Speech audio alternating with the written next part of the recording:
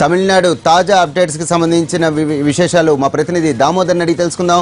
దామోదర్, చెప్పండి, ప్రస్తుతం రిసార్ట్స్ కు పోలీసులు చేరుకున్నారా? ఎంతమంది ఆ రిసార్ట్స్ లో ఎమ్మెల్యేలు ఇప్పటిదాకా ఉన్నట్టు తెలుస్తుంది? తాజా అప్డేట్స్ ఏంటి?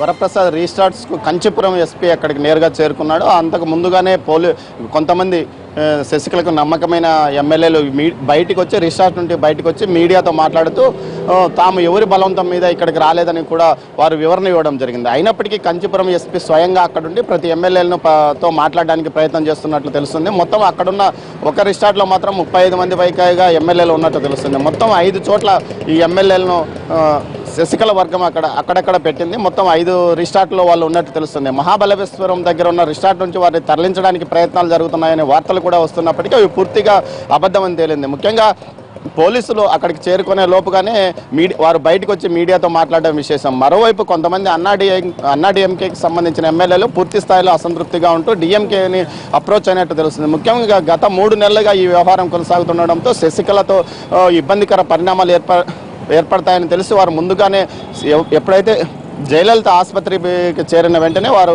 ఆ ప్రయత్నాలు మొదలుపెట్టినట్టు తెలుస్తుంది. అయితే డిఎంకే నాయకత్వం కొద్ది రోజులు వేచి చూడమని కూడా వీరికి చెప్పినట్టు తెలుస్తుంది.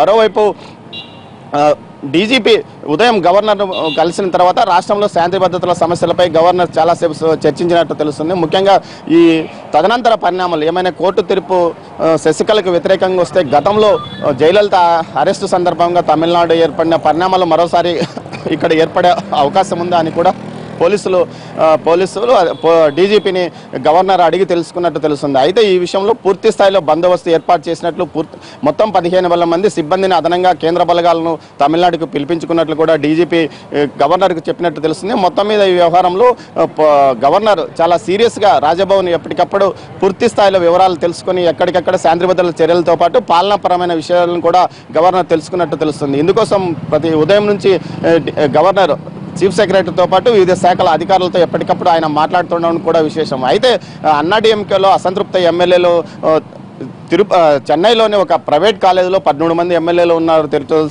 తెలుస్తోంది. వీరు డిఎంకే నాయకత్వంతో మాట్లాడుతున్నప్పటికీ డిఎంకే ఇప్పటిలో ఈ వ్యవహారం ఒక వారం రోజుల పాటు వేచి చూడాల్సిన ధోరణిలో ఉన్నట్లు తెలుస్తుంది. అయితే కాంగ్రెస్ మద్దతు అన్నాడీఎంకే శశికళ కాంగ్రెస్ మద్దతు కోరినట్లు వచ్చిన వార్తల నేపథ్యంలో కాంగ్రెస్ నాయకత్వం సమావేశమై ఎట్టి పరిస్థితుల్లోనూ శశికళకు మద్దతు ఇచ్చే పరిస్థితి లేదని కూడా తేల్చి చెప్పినట్టు తెలుస్తుంది. వరప్రసాద్, మొత్తం మీద వ్యవహారం చూసుకుంటే ఈరోజు పోలీసులు రీస్టార్ట్ దగ్గరికి వెళ్ళి అక్కడ జరుగుతున్న పరిణామాలను ప్రత్యక్షంగా ప్రతి ఎమ్మెల్యేతోనూ ప్రత్యక్షంగా మాట్లాడడానికి కాంచీపురం ఎమ్మెల్యే ప్రయత్నం చేస్తున్నట్టు తెలుస్తుంది. అయితే ఎంతమంది ఎమ్మెల్యేలతో ఆయన మాట్లాడగలుగుతాడు, వీరు వారిని లోపలికి రాణిస్తారు, లోపలికి వెళ్ళినప్పటికీ కూడా ప్రతి ఎమ్మెల్యే కూడా వీరితో ప్రత్యక్షంగా మాట్లాడతాడా లేదా అన్నది మరి కొద్దిసేపట్లో తేలే అవకాశం ఉంది. Varaprasad, right, thank you Damodar.